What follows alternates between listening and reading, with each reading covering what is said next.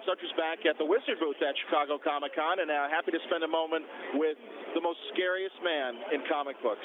It's Jason Aaron. Hi. That's great. That's a perfect intro.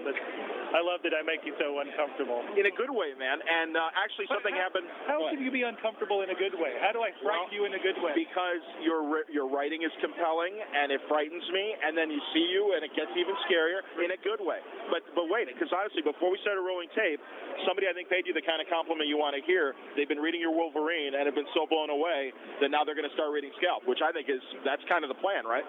Oh yeah, that's totally the plan. I mean, I don't do the work for hire stuff just for that reason, but obviously I want to use that to move more people towards Scalped.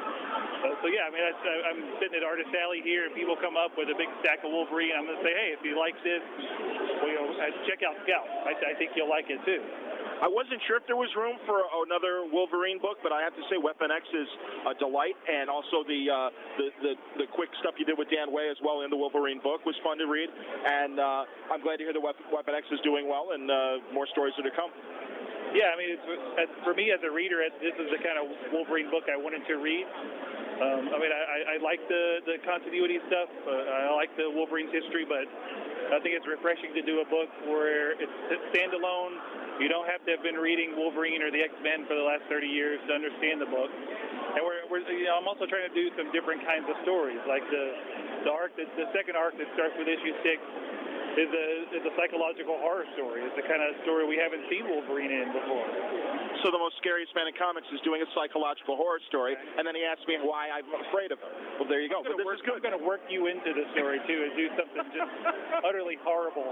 Excellent. Hey, I want to be a freaky guy like the ones you've been given Tony Moore to draw in Ghost Rider. That's been a lot of fun, man. And again, it's easy to look at Scalped and Wolverine and see you as an action guy, war guy, all the different genres. But I think in Ghost Rider, too, along with the horror, you've had a lot of humor, and that's been a lot of fun to see. Yeah, with Ghost Rider, I think you got to embrace how outrageous the whole thing is and run with it.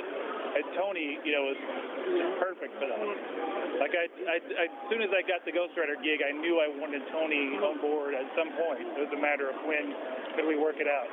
So I wish he could have done more, not to take away from Roland and Tan and the other guys I worked with who were great. But Tony was born to draw Ghost Rider. He's been waiting to draw that character since he was a kid. And so that was one of the most fun things I've ever done in comics, was being able to just feed him that kind of stuff. I knew he was just going to knock out of the park. I mean, a trucker horror story, like Tony Moore is the guy who's born to draw that. Absolutely. And I'm super proud that I'm the guy who got to write it for him. Great, but World War I Ghost Riders, and along with Smokey and the Bandit Ghost Rider, pretty cool. Chuck Norris Ghost Rider. And now November, The Punisher.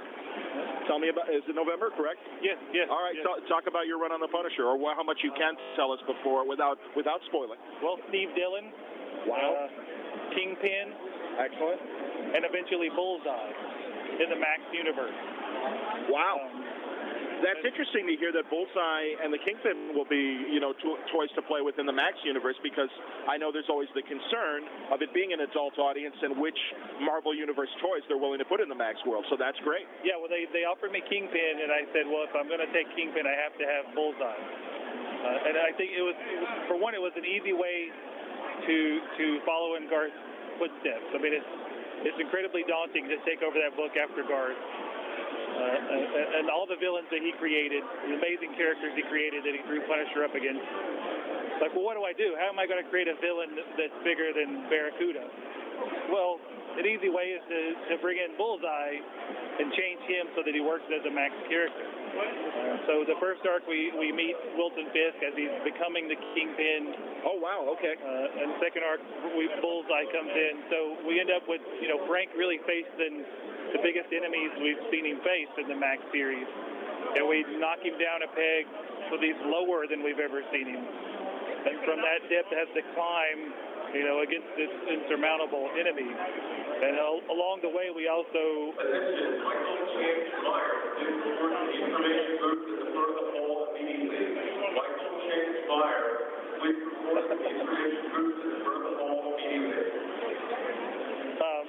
Along the way, we go back to Punisher's origins. We see something about Frank Castle we haven't seen before. That really throws you for a loop. Oh, very cool. That's great. And there's lots of gunfire. Oh, and, that's good. Eyeballs popping out. Yay. Weird, strange things for Steve Dillon to draw.